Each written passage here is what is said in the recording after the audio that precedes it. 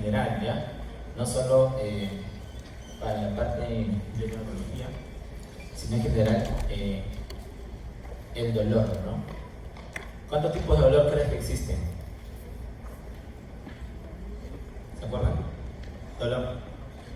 ¿Cuántos tipos crees que existen?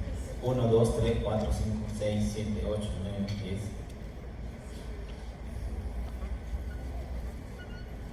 Una vez un alumno me dijo, ¿no? Me acuerdo. Doctor, existen 2 tipos de dolor. Maestro, ¿no? No, me dijo, existe tu dolor y el mío. Tiene razón, ¿eh? En parte sí, ¿eh? ¿Sabes por qué? Porque muchas veces nos volvemos insensibles al dolor. Ustedes de repente todavía no, porque todavía están ahí, ¿no? Están iniciándose, ¿no? En el camino. Pero a veces uno sí se vuelve insensible al dolor, ¿ya? Y algo que tienes que tener en cuenta, ¿por qué crees que te buscan la mayor cantidad de gente, la mayor cantidad de pacientes? ¿Por qué te buscan? Porque les duele algo. A la mayoría les duele algo. No te buscan por otra cosa, ¿no? Le duele el abdomen, le duele el, ¿no? El tórax, le duele el pelo, ¿no? Cualquier cosa, pero algo les duele. ¿Ya? Y si no sabes distinguir ante qué dolor estás, pues muchas veces pasa, y es algo bien simple, se van a dar cuenta. Pasa que llegan a consulta y dicen, doctor, tengo 2, no sé, te dicen, tengo meses con este dolor.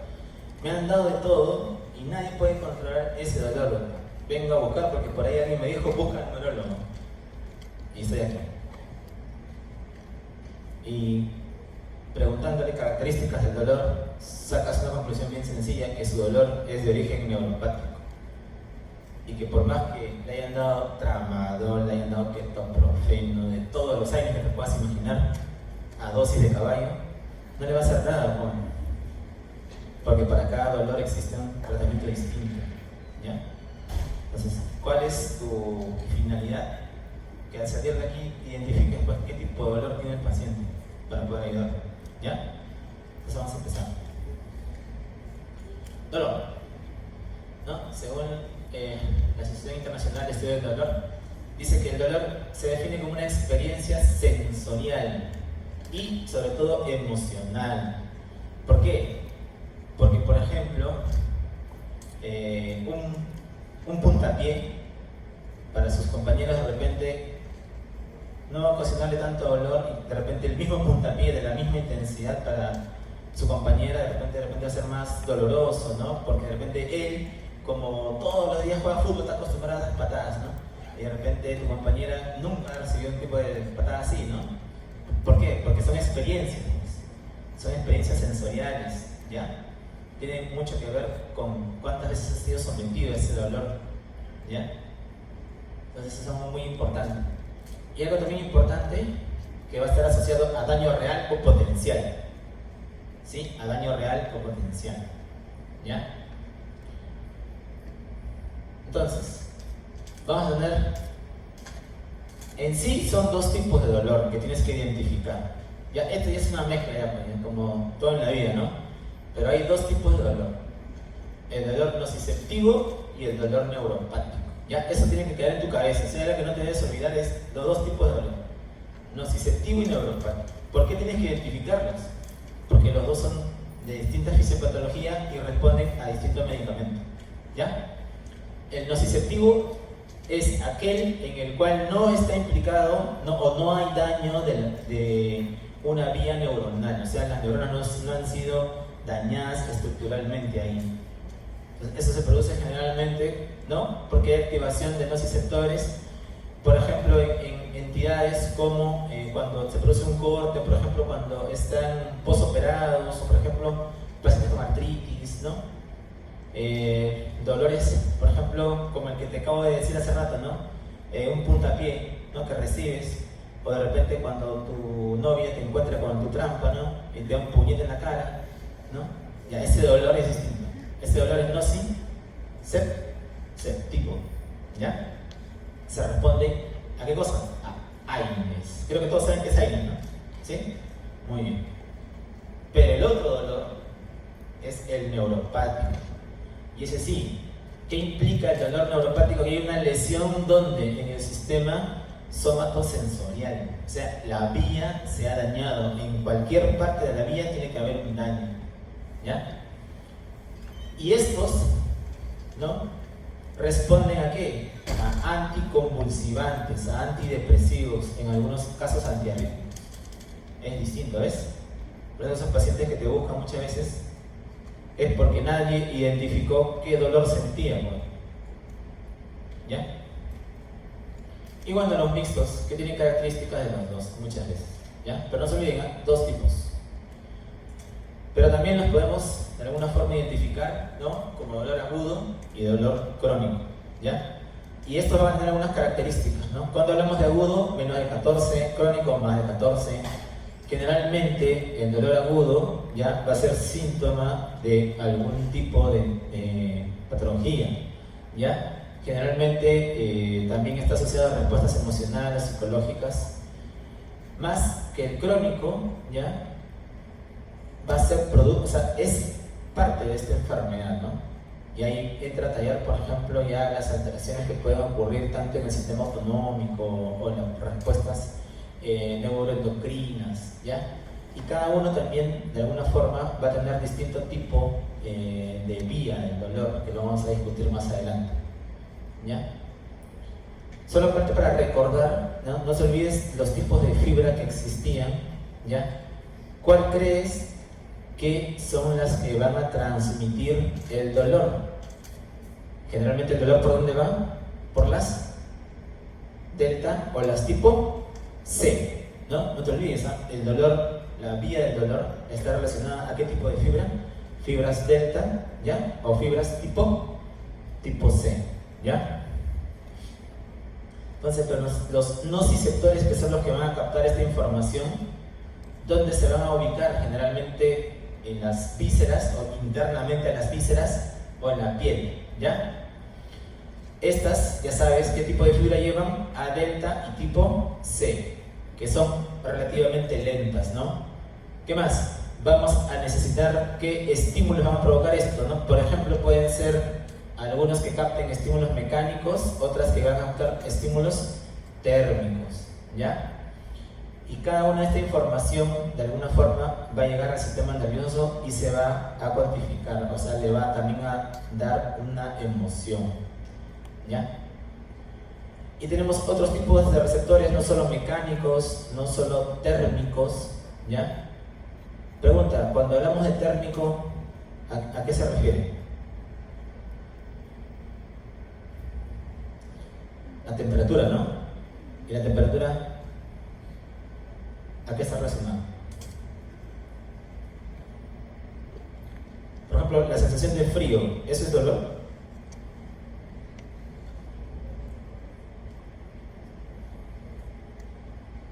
¿Te acuerdas? Que cuando viste la parte de fisiología, el frío llega un momento que causa ¿qué cosa? Dolor, ¿no? Generalmente cuando la temperatura va por debajo de cero, va a empezar a causar dolor. Igual el calor, ¿no? Generalmente la temperatura más de 40 va a empezar a causar ¿qué cosa? Dolor. Entonces va a depender del grado, ¿ya? Y los polimodales o mixtos, estos más que todo tienen a ver intermediarios químicos, ¿ya? Que son generalmente cuando el tejido está inflamado. Y eso te habrás percatado, por ejemplo, cuando recibes un puntapié, ¿no? O cuando ¿alguna vez has recibido una cachetada? O un puñete en la cara. O una, no sé, tu hermano, ¿no tienes hermanos? ¿No has tenido infancia? Ya, bueno, cuando te peleas con tu hermano y te cae uno, el primer dolor que sientes, ¿qué cosa es? Del impacto, ¿no? ¿Sí? ¿No? En la cara o donde sea. Pero después de unos segundos, minutos, se siente otro tipo, ¿no? De dolor, como quemante, ¿no? Donde te han metido la patada, se siente como que quema, ¿no? Ya, ese es el tipo, porque se han liberado ¿qué cosa? Intermediarios químicos, pues, que van a preservar el dolor, la inflamación va a preservar el dolor. ¿Ya? Y miren este grafiquito, como para rayarse, ¿no? Pero miren, eso es lo que pasa. Esto es un nociceptor, ¿ya? Que mira cuántos canales tiene para poder captar todas las señales que pueden causar dolor. ¿Sí? Mira, tiene desde receptores asociados a proteínas G hasta canales nada más, ¿no? Que permiten el paso de iones. ¿Ya? Pero miren, todo esto es una maquinaria bien compleja para la transducción de la señal del dolor. ¿Ya? Entonces, las vías del dolor, ¿no? Recuerda algo muy interesante. Solamente estás recordando, ¿no? ¿Te acuerdas qué tipo de terminación era esta que captaba el dolor? ¿O que tendría los receptores de dolor? Una terminación nerviosa libre, ¿no? Acuérdate, ¿eh? Terminación nerviosa libre, ahí está. Esa terminación nerviosa libre va a llevar la información, ¿no? De manera ascendente y va a entrar ¿por dónde? Por las astas posteriores. Y acaba la pregunta: ¿cruza o no cruza la línea media, la vía del dolor? ¿Cruza o no cruza? Sí cruza, ¿no? Ahí está, pues mira el gráfico, sí cruza. ¿Ya? Cruza la línea media y se va a llegar a los centros, ¿no? Tanto del tronco encefálico, luego pasa al tálamo y del tálamo a la corteza sensitiva. Esa es la vía que va a seguir el dolor, ¿ya? Y tenemos varios lugares donde puede de alguna forma llegar toda esta información, ¿no? Mira, ya entró la información, cruza la línea media, atraviesa el bulbo, el puente, ¿ya? Y esta va a llegar ¿hacia dónde? Hacia el tálamo, y del tálamo recién llega a la corteza somatosensitiva.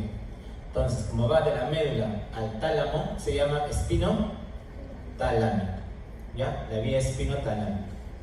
La otra, igual, viene por aquí, por la médula, cruza la línea media, pero se va a quedar en un núcleo que se encuentra en la línea media, ¿no? Y que empieza en el bulbo raquídeo, que son los centros reticulares, los núcleos reticulares, ¿ya? Entonces, como va de aquí hasta los núcleos reticulares, se llama espino reticular, ¿sí? Y tienes otra vía del dolor, pero esta, igual, de la médula, pero llega ¿a dónde? Hacia el mesencéfalo. Esto es el mesencéfalo. ¿Esto es qué cosa? El acueducto de... ¿El acueducto de quién? ¿De aquí? Silvio, ¿no?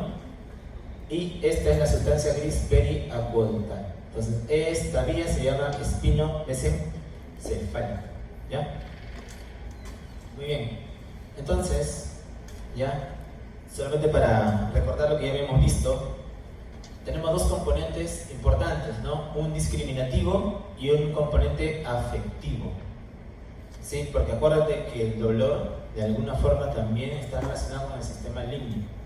Cuando hablamos de componente discriminativo, ¿no? Estos, más que todo porque la información llega al tálamo, o sea, por esta vía, talámica, ¿ya?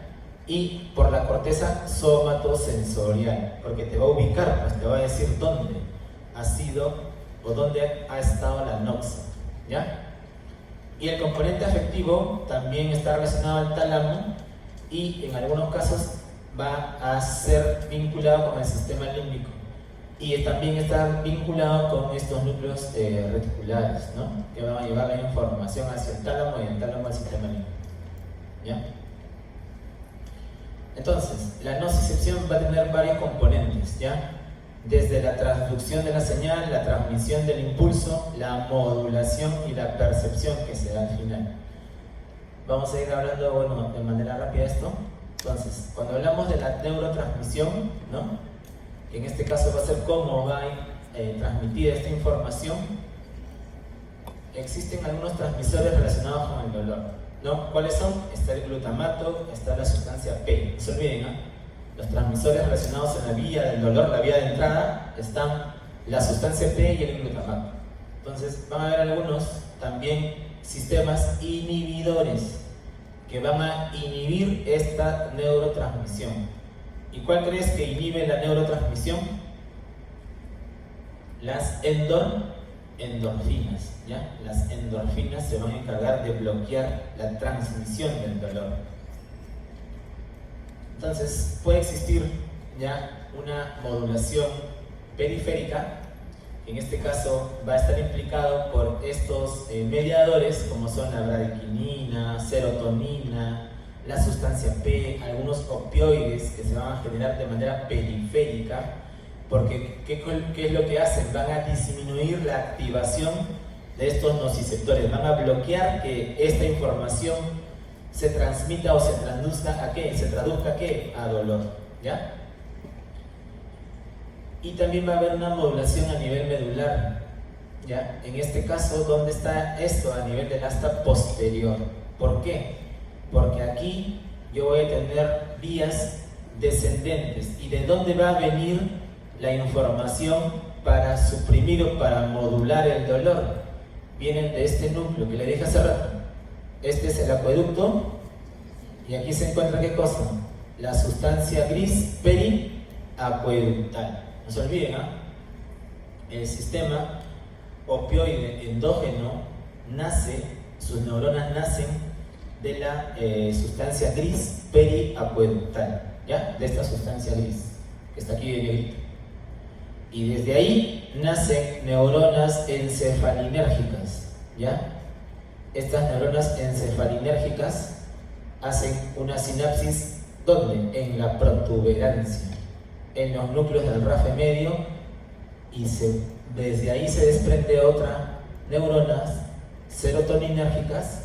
¿Hasta dónde? Hasta la médula. ¿Hasta qué parte? Hasta el asta posterior. Y aquí no se ve claro, pero aquí hay interneuronas bien pequeñitas. Y esas interneuronas son las encefalinérgicas, son las que van a producir ahí las endorfinas, encefalinas, y van a bloquear el dolor, pero aquí, a este nivel. ¿Ya? No se olviden, de dónde nace y cómo va. Y es lo que estamos viendo.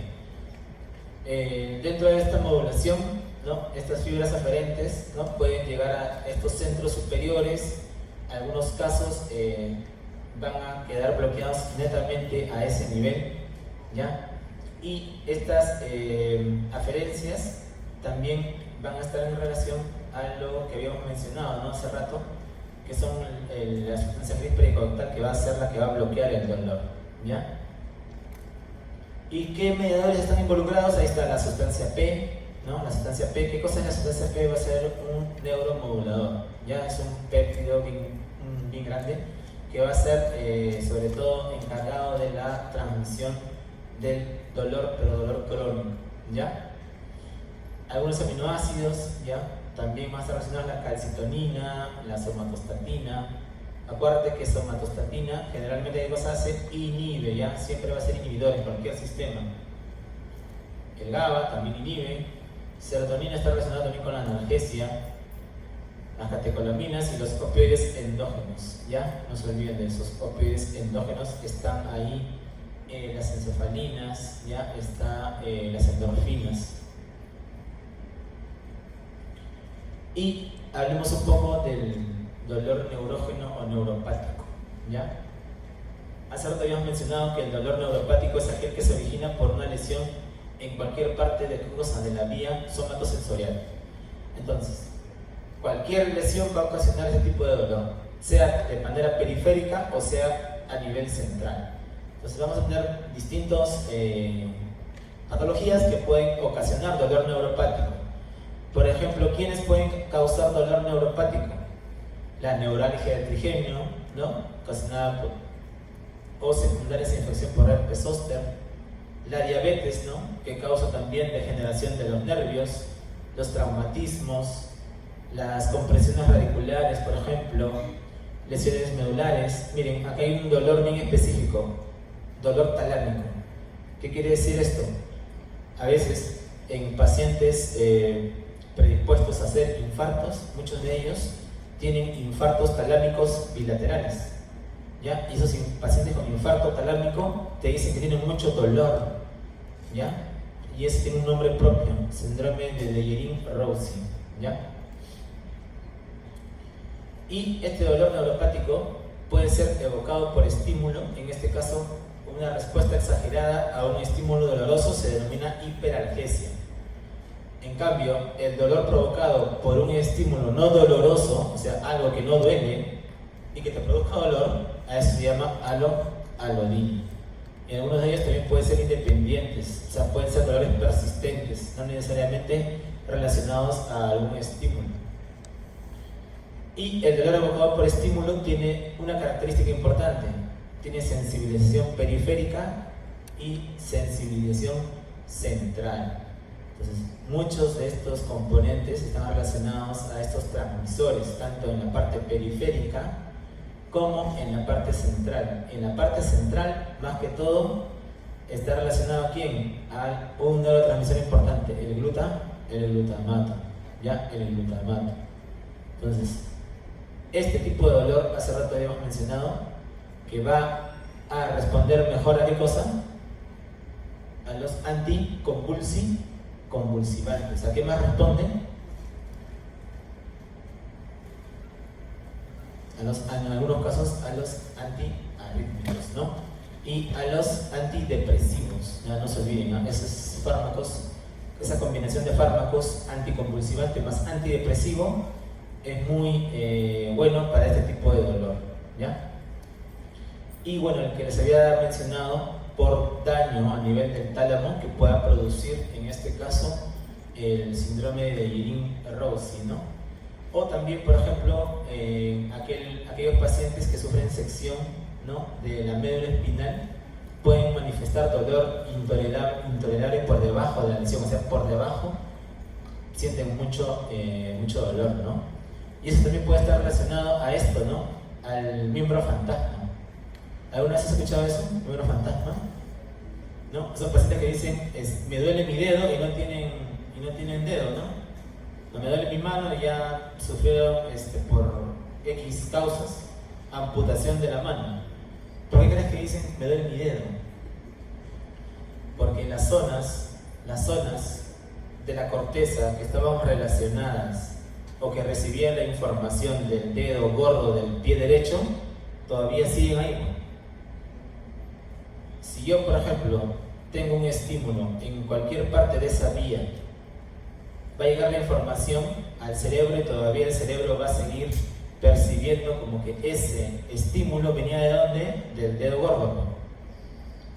Por eso que el cerebro todavía percibe dolor ahí, ¿ya? Hasta bueno, que se den los mecanismos, ¿no?, en los cuales ya la corteza vuelve a reintegrarse al sistema y vuelve a estar relacionada ya con otra parte del cuerpo, ¿no? Por eso esto es importante en el síndrome del miembro fantasma. Muy bien, entonces dolor en grandes rasgos. Algo que también siempre vas a estar en relación a que los pacientes se quejan mucho de esto, ¿no? Cefalea. ¿A quién no le ha dado cefalea? Levante la mano. ¿A quién nunca ha tenido cefalea? ¿Quién nunca ha tenido cefalea? Nadie, ¿no? Todos en algún momento han tenido cefalea, ¿ya? Pero algo que es tan frecuente a veces es difícil de cuantificar o difícil de diagnosticar, ¿no? Entonces, veamos la prevalencia, ¿no? Cefalea a lo largo de tu vida, mira, 96%, siempre vas a tener cefalea. Y la tensional, ojo, mira, la tensional casi la mitad, ¿no? Esa tensional que te produce cuando estás cerca del examen, ¿no? Esa cefalea que te produce, ¿no? Cuando estás con tus preocupaciones, ¿no? Tu pareja te dice que no le baja, ¿no? Entonces es cefalea tensional, ¿ya? Muy bien. Y miren la migraña. ¿Quién tiene migraña acá? Siempre hay alguien con migraña. ¿Nadie tiene migraña? Hay alguien que no migraña, siempre hay alguien con migraña. ¿Lo que es un 10? Un 10%. ¿Ya? Y generalmente, ¿no? ¿En quién predomina la cefalea? En las mujeres. ¿Sí? Y ojo, no menosprecies la cefalea, ¿ya? Cefalea es algo que muchas veces, y te vas a dar cuenta, vas a estar en la emergencia, tú cuando seas interno, ¿no?, topiqueando 3 de la mañana y te llega una chica de 20 años con cefalea, ¿no? Y tú estás ahí, ¿no?, entre querer dormir y atender. ¿Por qué vienes? Por cefalea. ¿Y hasta ahora? Sí, que me duele más, ¿no? Y le pregunto, y lo que siempre hace el interno, señorita, se acaba de pelear con su enamorado y por ahí sí se peleó, ya, por eso paracetamol a tu casa. Es la clásica del interno. Y sale con el sello del residente que está durmiendo, ¿no? ¿No? Y el día siguiente viene el residente, oye, ¿qué pasó? No pasó nada, no se falea, ya le di de alta. Ah, ya, bacán. Oye, pero si no tenía signos de alarma, no.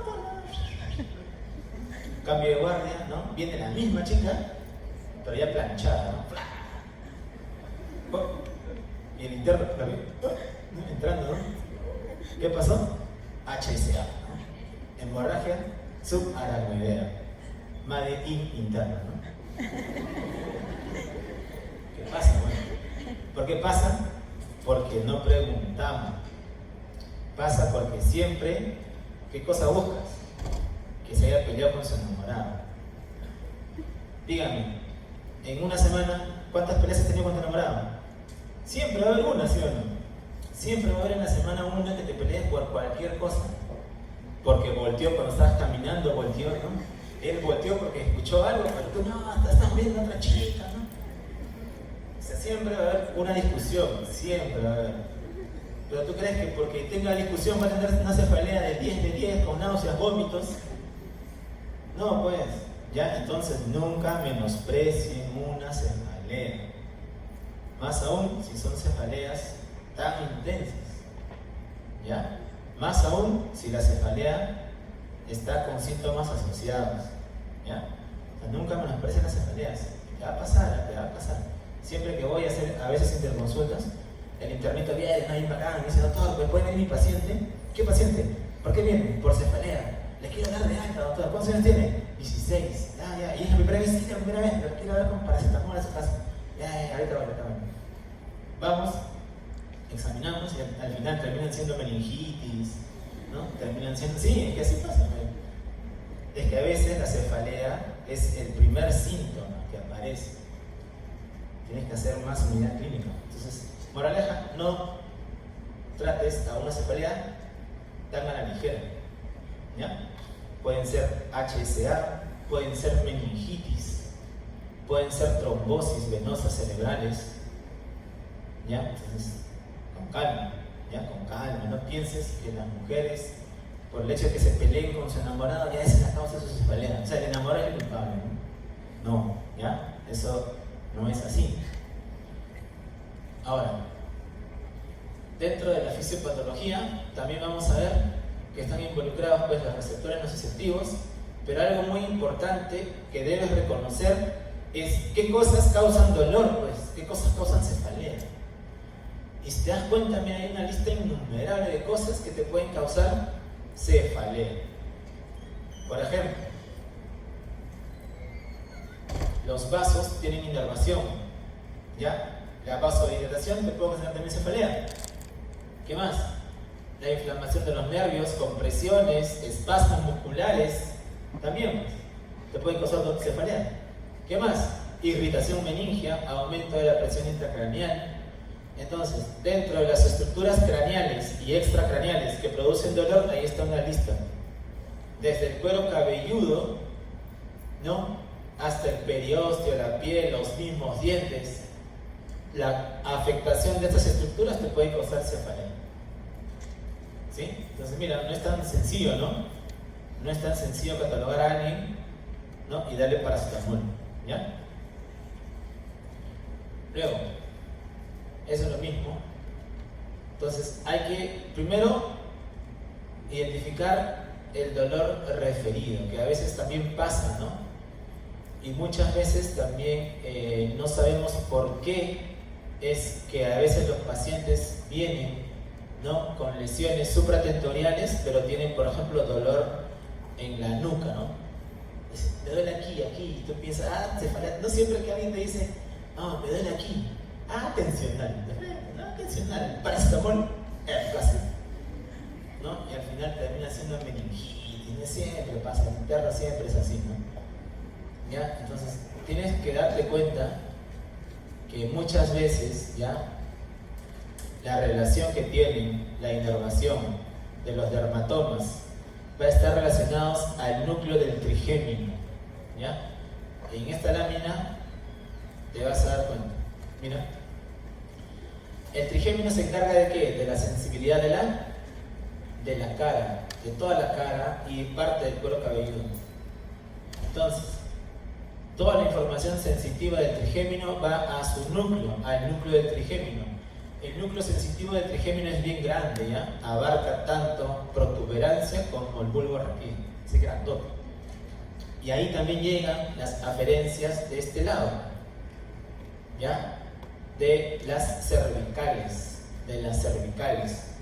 Entonces, muchas veces, estas lesiones, ¿ya? O estas afectaciones del trigémino o de los nervios cervicales van a estar relacionados. Por eso existe este dolor referido, ¿no? Por estas lesiones cervicales pueden referir dolor ¿a dónde? A nivel frontal, porque es el mismo núcleo, ¿no? ¿Ya? Entonces, esas referencias de dolor, ¿no? De la nuca, la frente, es por esta relación del núcleo del trigémino, ¿ya? Uy, ¿qué pasó? Ya, entonces, hablemos de algunas características, ¿no? ¿Cuándo hay que estar atento ante una cefalea? Primero, que sea un nuevo dolor, no antes sentido por el paciente, ¿no? Generalmente en los pacientes mayores. ¿Qué más? Que tengas un examen neurológico anormal, ¿sí? Anormal, o que haya papiledema. Eso también te debe llamar la atención, ¿ya? ¿Qué más? Que haya cambiado el patrón de dolor de cabeza.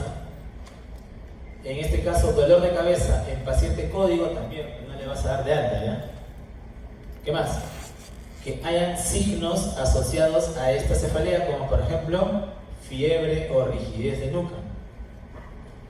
¿Qué más? Que este dolor se intensifique con algunas maniobras, por ejemplo, la maniobra de Valsalva, ¿no? ¿Sabes cuál es la maniobra de Valsalva, no? ¿Sabes cuál es Valsalva?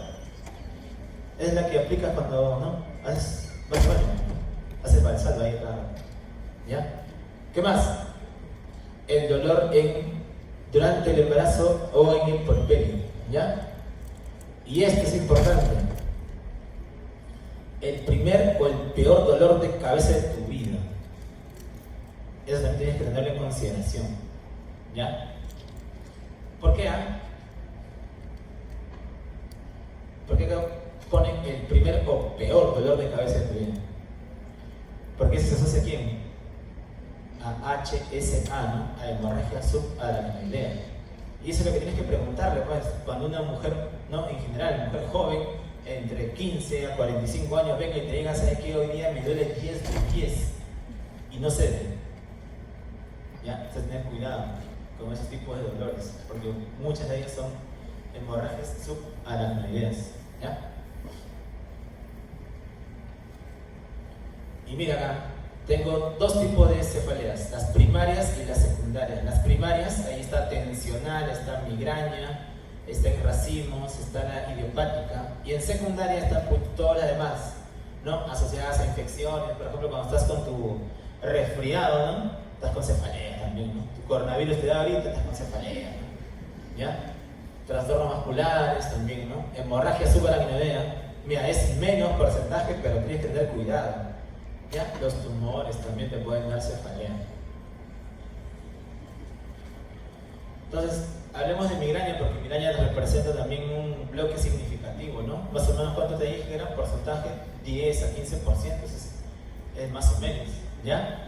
Entonces, migraña, hay varias teorías de migraña, ¿ya? Desde anteriormente que se hablaba de la teoría vascular, la teoría del generador de la migraña, que este está todavía, ¿no?, en debate, porque se habla de que hay regiones que modulan el dolor. ¿Y estas regiones dónde están? En el tronco encefálico, en el hipotálamo, ¿ya? Es por eso que muchas veces, ¿qué cosas les dan como preventivo a los pacientes con migraña? Valproato, topinamato, esas cosas, de repente por ahí alguien ha tomado, ¿no? También otras teorías asociadas a migraña, por ejemplo la depresión cortical, asociadas al trigémino también, ¿no? O del cerebro hiperexcitable. Esas son las teorías propuestas para migraña. Y en sí, una de ellas es esta, ¿no? Muy referida muchas veces, la que está asociada a la teoría trigémino vascular. Entonces, cuando hablamos de migraña, vamos a hablar migraña sin aura o la común, que representa el 75%, y la otra es la migraña con aura, ¿no? Que es muchísimo menor. Y hay algunas migrañas que también pueden presentar complicaciones, como por ejemplo el estatus migrañoso o algunas que causan hemiplegia, ¿no? O infartos en algunos casos. Y hay una muy particular, ¿no? Que es la migraña basilar. Esta generalmente cuando hay afectación a nivel del tronco encefálico, entonces el paciente tiene ¿qué cosa? Tiene vértigo, tiene tinnitus, diplopía en algunos casos, ataxia, ¿ya? Y para el diagnóstico en sí, ¿qué se usa? Se usa este sistema, ¿no? El ICH-D3B. Con esto es bien sencillo catalogar a alguien con migraña, ¿no? Pero ¿qué necesitas? 5 episodios de dolor de cabeza que cumplan con los siguientes criterios. Primero, el tiempo. Ya hablamos de tiempo entre 4 a 72 horas. ¿Y qué más hablamos? De características asociadas a ese dolor. ¿Cuáles son? Presencia de náuseas o vómitos, y sonofobia y fotofobia. Y con eso ya tienes el primero. Y a eso necesitas 2 de estas 4 características. ¿Cuáles son las características de la migraña, en este caso sin aura? Primero, que sea unilateral, que sea pulsátil, y algo muy importante, no hay migraña leve, pues no existe. El dolor siempre es de moderado a severo. ¿Y qué más le sumas a eso? A que es incapacitante o se agrava con el ejercicio. Entonces, que cumpla las características de ese dolor más estas 2 de estas 4, ya está el diagnóstico. ¿Ya? Migraña.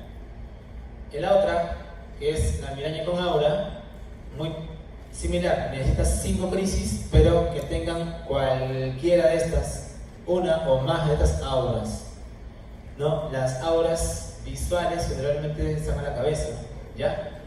Y algo más, que estas auras tengan al menos estas características. La propagación, que sea más de 5 minutos, y esto, miren, la duración, y que después de esta aura, que generalmente ¿qué cosa va a venir? Cefalea. O sea, después de 60 minutos del aura te va a venir el episodio de cefalea. ¿Ya? Entonces, esto es para migraña con aura y esto es para sin aura. ¿Alguien tiene migraña con aura? ¿Alguien? Nadie. Todos son las otras, las sin aura. Muy bien. Bueno, las fases que podamos ver en una migraña, ¿no? La fase prodrómica, en algunos casos que tienen aura, luego la cefalea resuelve, y una fase postdrómica. ¿Cuáles son los desencadenantes? Bien sencillo, ¿no? Desencadenantes de cefalea. Pregunta, bueno, sobre todo las chicas, cuando están cerca de la menstruación, ¿qué es lo que pasa? Tienen muchas veces un ataque, ¿no? Por ahí algunas les vienen algún ataque, porque la menstruación puede desencadenar. ¿Qué más? El alcohol. ¿Qué más? El glutamato monosódico, las luces brillantes en algunos casos, algunos también relacionados a AINES, ¿ya? O generalmente cuando hay falta de sueño, ¿no? Estás estudiando de amanecida, te viene tu migraña, ¿no? Salada, ¿no? Y dentro del tratamiento, ahí están pues desde los AINES, los triptanes, hasta corticoides, metoclopramida, todo eso. Solamente para que lo conozcas, quiero que prestes atención en esto, que existen algunos medicamentos preventivos, ¿no? Dentro de los preventivos, a la cabeza está propranolol, está topiramato, está también amitriptilina, ¿ya? Y bueno, esto es en cuanto a cefaleas primarias. Nos faltaría hablar un poco de la cefalea tensional. Acuérdate que la tensional es la más frecuente, ¿no? 40% son cefalea tensional. ¿Y en quién es más frecuente? En mujeres. No siempre la mujer es a la vanguardia. ¿Ya? ¿Qué más? Este es bien fácil, ¿no? Este tipo de cefalea responde bien a qué cosa? A AINES. Ahí está el fármaco que te gusta, ¿no? El fármaco que te gusta, paracetamol. ¿Ya? ¿Qué más? Muchos de ellos también pueden asociarse o pueden de alguna forma ayudarse con esto, ¿no? Con los preventivos. Y dentro de los preventivos están también, por ejemplo, los inhibidores de recaptación de serotonina, los antidepresivos, ¿ya? Y esto generalmente pues asociado a estructuras musculares, muchas de ellas, ¿no? Que van a generar lo que es la cefalea tensional, ¿ya? Y bueno, en sí también tiene sus criterios, ¿no? Para los cuales necesitamos que esta cefalea sea de alguna forma múltiples episodios que se presenten de manera, digamos, durante más de 72 horas, ¿no? O sea, durante semanas o días, ¿ya? Y que no sea asociado pues a, por ejemplo, sonofobia, fotofobia, náuseas, vómitos, ¿no? Como características de migraña, ¿ya? Y generalmente estas van a tener una irradiación muy particular, ¿no? Que es hacia la región del cuello, ¿no? Y otra cefalea importante es esta, la cefalea en clúster o la cefalea de Horton. Esta sí es más frecuente en varones, ¿no? ¿Por qué? Porque se asocia muchas de ellas a qué cosa? A ingesta ¿de qué? ¿Qué es lo que le gusta a los varones? Aparte de eso, el alcohol, ¿no? Entonces se asocia al alcohol. ¿Y a quienes consumen más alcohol? Los varones, ¿no? Salen de acá, se van a tomar, ¿no? Post-examen se van a tomar, pre-examen también, ¿no? Sábado, domingo a tomar, ¿ya? Este está asociado a ¿qué? Es una cefalea unilateral, ¿ya? ¿Qué más? Esto es importante, ¿ya? Hay lagrimeo, hay rinorrea, puede haber congestión ocular, obstrucción nasal. Esto es importante. Puede haber síndrome de Horner, y eso también, ¿no? El paciente a veces tiene el dolor solamente por unos meses y luego está sintomático totalmente, nunca más le vino eso. No hay aura, no hay náuseas tampoco, y el tratamiento, ¿con qué salen estos pacientes? Con oxígeno, y en algunos casos con los triptanes, ¿no? Como sumatriptán, ¿ya? Y bueno, igual, los mismos, lo que te dije acá, ¿no? Estos están dentro de los criterios diagnósticos, ¿no? Si te das cuenta, siempre para este tipo de cefaleas primarias te piden al menos 5 ataques, ¿ya? 5 ataques que cumplan con los siguientes criterios: que sea unilateral, que sea severo y que la duración sea de 15 a 180 minutos, y que cumpla con esta frecuencia, ¿no? Que se presenta una vez cada 2 días, ¿no? Y 8 al día durante más de la mitad del tiempo de enfermedad. Y estos de aquí son los mismos que te he mencionado acá. Tiene que haber sudoración, edema, congestión, ¿no? O sea, al menos 2 de estos, ¿ya? Para poder tener el diagnóstico. Muy bien. Ya, eso es en cefaleas. La siguiente, ¿qué clase es? ¿Se acuerdan? No me acuerdo. ¿Qué dice el sílabo?